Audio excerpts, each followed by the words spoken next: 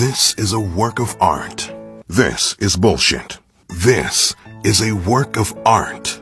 This is bullshit. This is a work of art.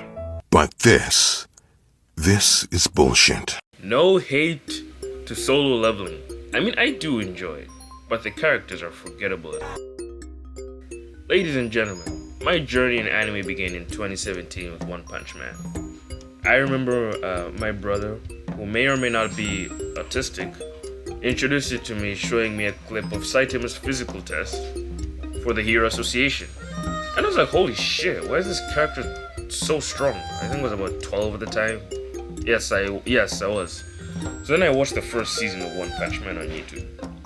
Like, you know, when the episodes were in that very small window and the background was huge so they could like avoid copyright and whatever.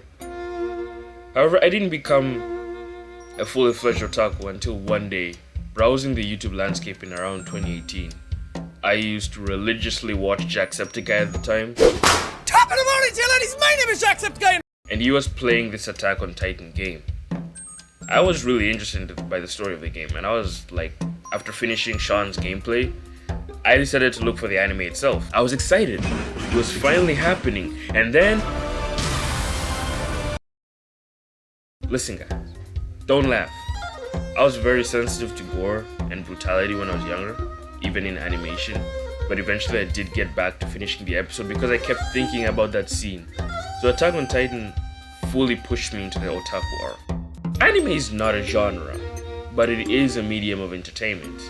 There's a lot of difference between several animes. You have your Spirited Aways, you have your Tokyo Ghouls, you have your Solo Levelings, and then there's stuff like Food Wars.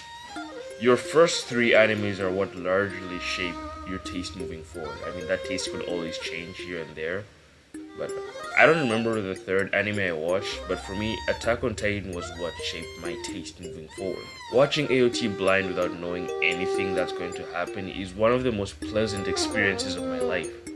It was the first time a show was able to make me feel sad when a favorite character died, angry, betrayal, confused and curious with the mysteries. Bro, the characters in there could not catch a break. Nigga, did I just catch you having fun? My favorite character from AOT is Irvin Smith. The charisma and the intensive energy this guy brings is just so captivating to me. He caught my attention, and so, in return to the Shigashiga arc, I was genuinely so upset when he died, before he could even see the secrets of the basement at Aaron's place. It was always hard to choose between him and Armin, and what a choice that was for Levi. In my eyes, a writer has done a fantastic job when they force their characters into tough decisions. Into decisions that show the true core of their characters. In that moment, we saw something in Levi, that despite him showing a practical character on the outside with whoever only goes for logical solutions, in that moment we saw that he still cares and brings subjective influence every once in a while, listening to the cries of Eren. Maybe Irvin telling him he needs to let go was also an edge, but you get it. AOT is art. It breaks the traditional anime rules and does its own thing. And I know the fan base can be annoying. I find AOT fans on the same wavelength as Kendrick fans. I know because I am a part of both of them. But we're just very passionate about the work of art. 7 Deadly Sins.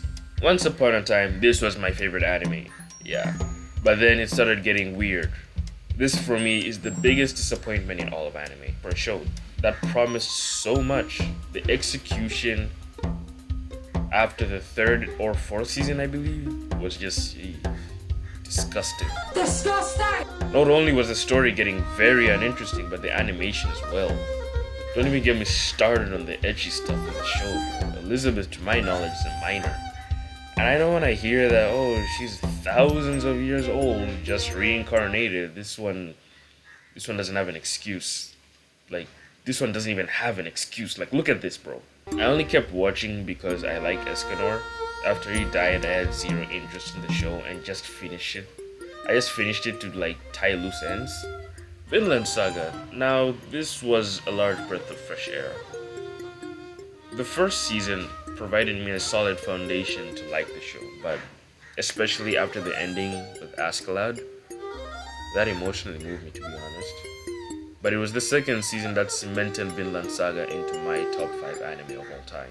You know what I find impressive is when the writer can get you hooked onto a story despite there being little action and mostly just passive chill action stuff, you know? A lot of people find this boring, but honestly it just gets me intrigued. Then again, I do like watching 3-hour documentaries on every detail about the Titanic, so maybe it's just me. Thorfinn has got to be, for me, the greatest developed MC I've witnessed in anime. The change he goes over the course of the 2 seasons is gradual and believable. It feels earned. This is a work of art. Solo leveling. Now listen guys, I don't hate solo leveling. Far from it. I enjoy it. I enjoy the action quite a bit. But the major issue I have with the show is the characters are just so boring and forgettable, apart from the MC. The issue I have is the side characters, mostly. The MC, I'll let him pass for now, but it's the side characters that are a real ick for me in this show. I genuinely do not remember their names. Star-Lord. Who? As soon as I finished the second season, I didn't remember their names, their motives, their flaws. I just kind of remembered how they look like a little bit. Solo Leveling is a show that is just a collection of hype moments with no substance, and I was very disappointed when it won Anime of the Year. Best action of the year? Sure, it deserves. And bro, like guys, I come from a third world country, okay? Not a lot of people here are as deep into anime as like I am. But after Solo Leveling came out, everyone was suddenly an anime fan. But you know what? It is what it is. Everyone has their own whatevers. Now, prosaic, one may ask, why does it seem like you have something against action animes? I do not.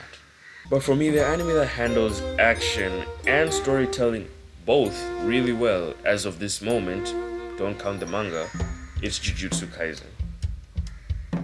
Jujutsu Kaisen Season 2 was a perfect blend of both action and story.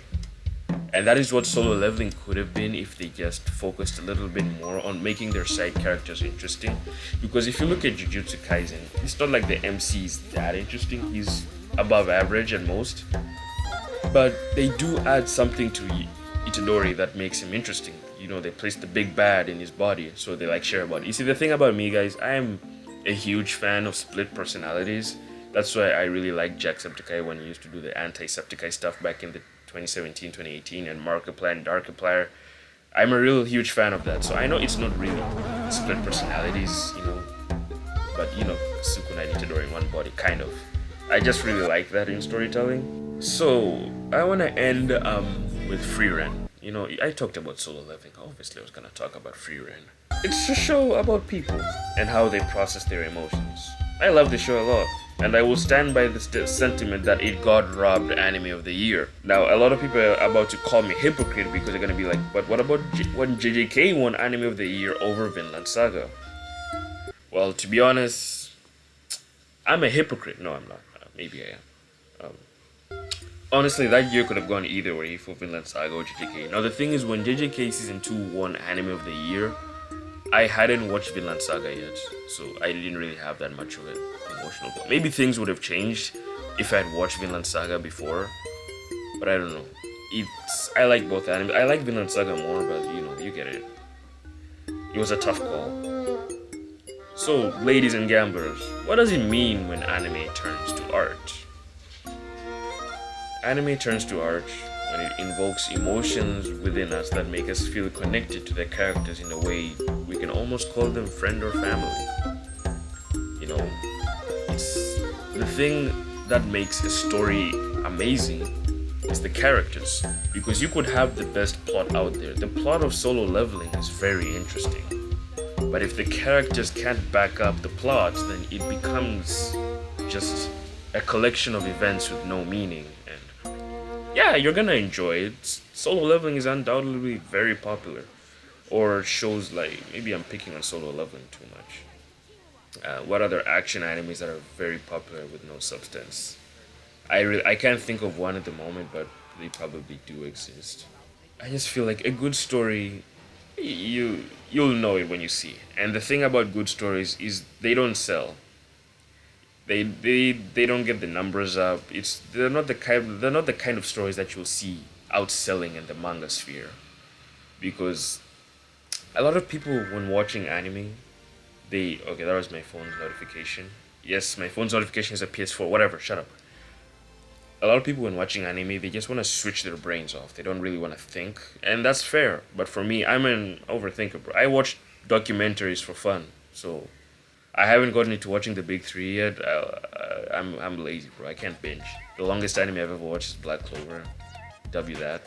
Before we go, do not forget to gamble all your life savings to win. No, not today, not today. Today there'll be no gambling. It do be simple, ladies and gentlemen.